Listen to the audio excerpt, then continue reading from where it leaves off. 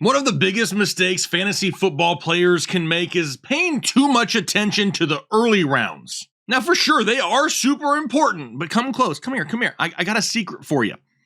If you want to win at this game consistently, you know that the late rounds are just as crucial when you're looking for those league winners.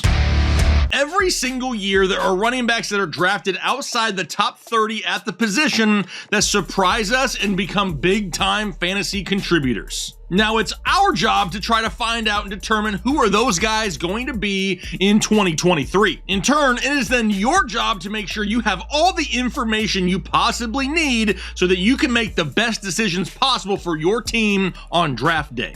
So just a reminder, if you want to make sure you have everything that you could possibly need on draft day to be a successful fantasy football player, our draft guide is still available for pre-order, but it's dropping on July 1st, right around the corner. We're going to update this thing all throughout the offseason, up until week 1 of the NFL season. So as things change over the coming weeks and months, we'll update that draft guide so you have the most up-to-date information to make those best decisions possible for your team. Like I said, links down below in the description. Get yourself a draft guide right now. They're flying off the virtual shelves, and you don't want to be caught out in the dark, right? You don't want everybody around you to have all this information, because then you're gonna lose, and losing sucks. But because I'm feeling generous here once again today, if this video can get over 1,000 likes, you guys are hitting the 1,000 like mark here. The off season is picking up, so if we can get 1,000 likes on this video, I'll give a random commenter down below a free draft guide. That's right, hit the like button, leave that comment down below, and here we go. Let's take a look at the last couple of years, because like I said earlier in the show, there's been running backs each of the past few seasons that have been drafted outside of the top 30, but really turned into big-time fantasy contributors. In 2021, that list comprised of James Conner, who was running back 37 off the board, finished as running back 5. How about Cordero Patterson? He went undrafted, finished as running back 9. Melvin Gordon was drafted as running back 31 that season, finished as running back 18. And then Darrell Williams found himself as a big-time contributor. He was running back 59 off the board, finished inside the top 24 at running back 22. And then just last season, in 2022, Jamal Williams was drafted as running back 50. Finished as running back 8. Ramondre Stevens' season, drafted as running back 34, finished as running back 11. Kenneth Walker was the 39th running back off the board, finished as running back 16. And then Jerick McKinnon, running back 63 off the board, finished as running back 21. So when I looked at these guys, not only did I look at what points of the drafts were they really taken, but what were their situations, right? What kind of opportunities did they have going into the season that a lot of people overlooked? And really, I kind of think what I found is I'm going to refer to as the honey hole here in 2023. There is a stretch of running backs in this year's draft that have huge potential, and I found them all in this area of running back 34 to 43. Now, some of these guys are going to have a little bit of a better chance to become one of those late round league winners. So at the end of this show, I'm going to rank the guys that I talk about here, so make sure you watch till the end. So like I said, we're looking at that running back 34 to 43 range. First one up is Dillon, currently running back 34. Over the past couple seasons, has been a pretty consistent producer, finishing right around running back 24 now in back-to-back years, averaging 1,000 total yards and 7 touchdowns over the last 2 seasons, and has averaged right around 217 touches a year. Now no more Aaron Rodgers. We love Aaron Jones this year. We expect big things from Aaron Jones in this offense to take some of that pressure off of Jordan Love. This isn't a wide receiver group that is just absolutely stocked full of high-end wide receivers, so they're going to be looking for playmakers. But what happens if something happens to Aaron Jones? A.J. Dillon becomes arguably a top 12 to 15 running back each and every week just due to volume alone. Like I said, though, if something happens to Aaron Jones, watch out. What about the next guy? Rashad Penny. Now, I get that this guy can't stay healthy and he can't stay on the field, but when he is on the field, he is a great running back, averaging almost 6 yards per carry. No, not in a season, for his career, and that is absolutely bananas. Now he finds himself in Philadelphia behind one of the best offensive lines in the NFL, a high-scoring offense that's going to produce some touchdown opportunities for their running backs, but he does have to contend with DeAndre Swift and Kenneth Gainwell, so that is definitely something to pay attention to. Plus, we all know that DeAndre Swift really isn't an Iron Man either. I guess we could say that, but if this guy were to stay on the field, Rashad Penny, that is, for at least 14 games, This guy could definitely be a league winner and currently sitting at running back 35. Then we get Antonio Gibson at running back 36, and all the rumors here this offseason is that Washington really wants to include Antonio Gibson more, but we have heard that for years in Washington. This guy has already had a top 10 finish in fantasy football. He did that in 2021. He's been a high performer already. That season,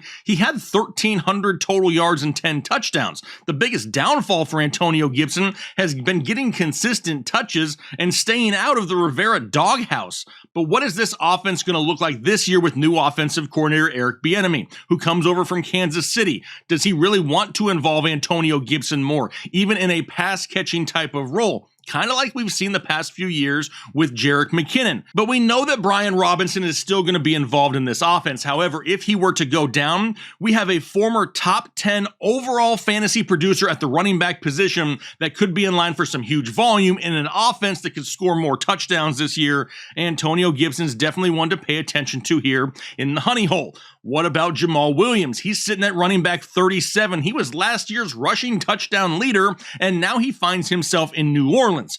But one of the main reasons to target him here this year is we don't know exactly what's going to happen with Alvin Kamara. Now, he could be suspended for multiple games this season, and that only benefits Jamal Williams. He was already one of their main targets in free agency this offseason for this very reason. And if we don't have Alvin Kamara, we could get a whole lot of Jamal Williams, who's already proven to be able to produce with huge volume. Last year, 274 total touches in Detroit. Now in New Orleans with the Saints, this offense is going to be improved. Derek Carr, Chris Olave, and you know that Michael Thomas is going to be out there for a few games where he runs the best damn slant routes that you ever done seen on a football field. Jamal Williams, definitely somebody to pay attention to. What about Damien Harris at running back 38? And I've already talked about him a few times here this offseason, once already this week. He's an explosive running back who's in an offense that desperately needs what he brings to the table.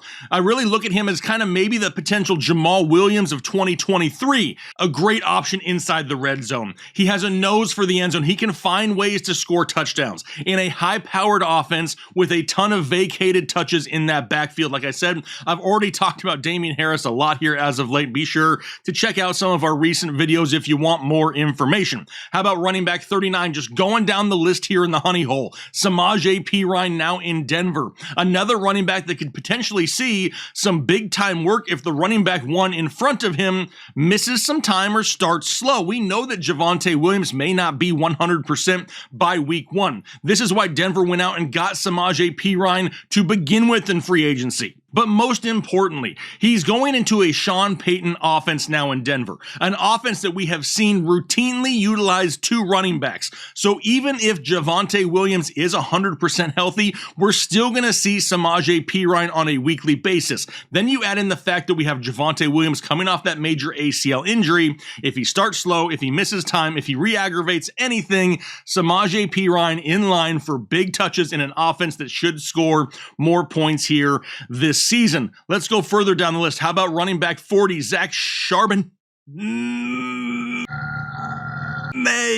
of the Seattle Seahawks, sitting at running back 40. What's crazy is you can look at Zach Charbonnet kind of the same way you looked at Kenneth Walker just last season. Great talent, but in a split backfield. May not get huge volume, but if the running back one ahead of him on the team is not fully healthy, kid could definitely carry the workload. Talent isn't a question here. Zach Charbonnet is more than talented to handle a running back one type role in this offense. If anything were to happen to Kenneth Walker, we would see Zach Charbonnet do exactly what we saw Kenneth Walker do last season. Now, no boxes are going to be stacked in Seattle. Not with DK Metcalf, Tyler Lockett, and JSN on the outside. We know Seattle likes and wants to run the football. They've told us that basically over the last 2 years in the NFL draft by taking running backs now in the second round and back-to-back seasons. It will be hard to start Zach Charbonnet each and every week unless there's an injury to Kenneth Walker. But if he gets a chance like Kenneth Walker did, watch out. On to running back 41, then that's Elijah Mitchell of the San Francisco 49ers. And I've said this a million times. I hate to sound like a broken record, but any running back that you throw in the backfield of San Francisco is going to find success.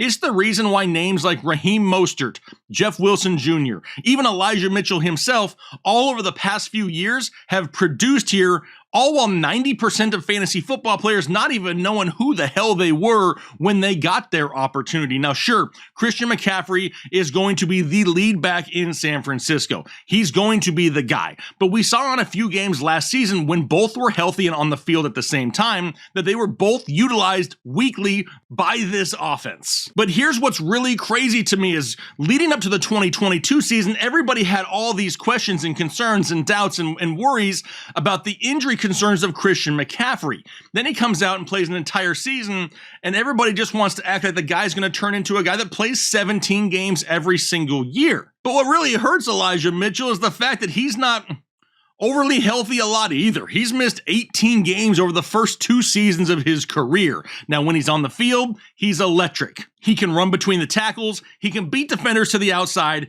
he can make the big plays happen, and he can find the end zone. But he needs a Christian McCaffrey injury in order to have that opportunity. Does he get that this year? I don't know, but at running back 41, maybe not a bad bench stash, right? How about Jerick McKinnon at running back 42, continuing down this list? He's definitely like the late season league winning running back, right? That's definitely what Jerick McKinnon has been the last few years, but how does his role change in a new offense now in Kansas City? I don't think it really changes that much, right? But what I do see happening to Jerick McKinnon is what happens with CEH, right? Now, obviously, he's not somebody that they're overly reliant upon in Kansas City, but I do see both of those guys splitting some of the pass catching work. Isaiah Pacheco has all but locked up the early down work, which means we're going to see McKinnon and CEH kind of fighting for those third down scraps. Now, we've seen Patrick Mahomes become reliant on McKinnon in the short passing game, especially down the stretch of the season. But we also know that Patrick Mahomes told the Chiefs to draft CEH, so there's also that as well. McKinnon isn't somebody that I look at that you could start weekly in fantasy football, not unless there was multiple injuries in this offense and then he's going to be more heavily relied upon. And then the last guy in this honey hole, it's Tyler Algier at running back 43. And he has got to be one of the best handcuffs here for 2023 fantasy football. I love Tyler Algier coming into this offseason. All up until the point where they drafted Bijan Robinson, we really saw Tyler Algier get comfortable in a lead back role the end of 2022. The guy averaged almost 6 yards per carry down the stretch of the season. He has a really good offensive line to run behind, but let's be honest, this is the Bijan Robinson backfield. Tyler Algier may get a handful of touches per week, but he's not going to be a fantasy contributor unless something were to happen to Bijan Robinson. And if that happens, this guy is almost borderline top 12 to 15 himself, and could definitely turn into a league winner. But because I love this community, I'm looking at 2 wild cards that are even later outside of the honey hole. Those two, Jalen Warren and Pierre Strong. We'll talk about Jalen Warren first out of Pittsburgh, currently at running back 49. We know that Pittsburgh wants to run the ball better in 2023 than what they did in 2022. We saw that by the way they addressed the offensive line, not only in the draft, but in free agency as well.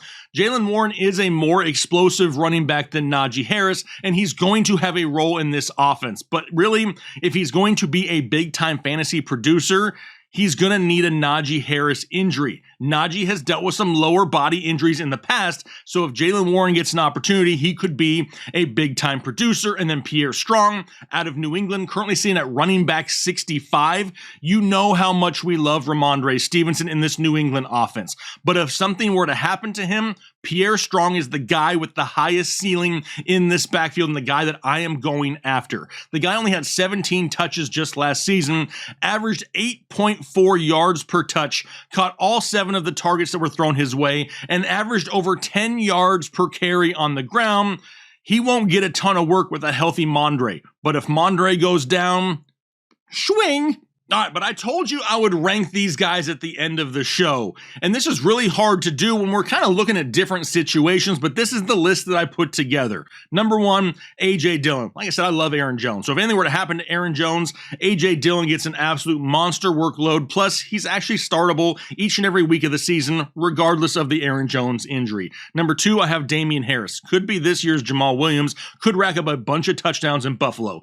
3, Sammy P Ryan. I'm not 100% sold told yet that Jamal Williams is going to be 100% healthy. I think we could see a lot of Sammy P Ryan early 4. Antonio Gibson, is there that increased role this year? 5 is Jamal Williams. Really could put him higher on this list, but we don't know for sure about Alvin Kamara. 6 is where I have Elijah Mitchell. Would love to put him higher with the past injury concerns of CMC. But Elijah Mitchell himself has his own injury concerns, so I didn't put him any higher. 7 is Tyler Algier, really solely reliant on a Bijan injury. Zach Charbonnet at 8, once again, really reliant on something happening to Kenneth Walker. Jalen Warren at 9, same story with him. 10 is Pierre Strong. 11 is Jerick McKinnon, because really, we've seen in the past few years in Kansas City, he hasn't really been overly relied upon until later in the season when they're dealing with some injuries. Doesn't help you a whole lot to start the year. And then lastly, Rashad Penny. I think everyone can agree at this point that as much of a talent that he is, he's a super big headache in fantasy football. Plus, he's in an offense full of weapons, multiple guys in that backfield, and the injury concerns. It's the reason why I have him at number 12. All right, so what do you think about the honey hole here in 2023? There's a few potential league-winning running backs out there. Which one of these names do you kind of have circled as somebody that you want to go after this year that could turn into a big-time fantasy producer? Leave those comments down below. Don't forget, we have a like goal of 1,000 likes on this video. If we hit it, I'm going to give away a free draft guide. So hit the like button, leave your comments down below, subscribe to the channel if you haven't already. We got you covered with all things fantasy football all year long, and we're looking forward to doing it. But now, hopefully you have a great rest of your day and do your part to make the world a better place.